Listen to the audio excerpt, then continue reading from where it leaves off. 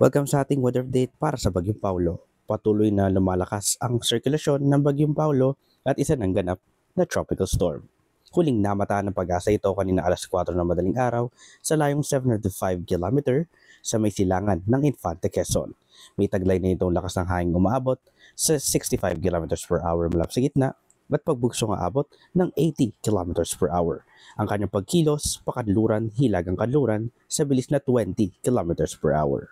Ayon sa forecast na pag-asa, maaaring maglandfall ito between the province of Northern Aurora or Isabela. Ito po ay Biyernes. Lalabas din ito ng landmass pagdating ng gabi ng Friday at labas na ito ng Philippine Air Responsibility pagdating ng Sabado. Ito po ang mga lugar sa Luzon na nasa ilalim ng tropical cyclone wind signal. Maaaring itaas hanggang signal number 3 kapag ito ay naglandfall between Isabela at Aurora Province. Hindi nininalis ng pag-asa ang pagtaas ng signal number 4 kung aabot ito ng typhoon category bago maglandfall. Posibleng umabot naman sa 200 mm ang dami ng ulan sa Cagayan at Isabela Province. Maganda kabanda ng flash floods and landslides at bugso ng hangin mula sa Bagyong Paulo. Ito po muna ang ating latest update. Mag-ingat po kayo and God bless.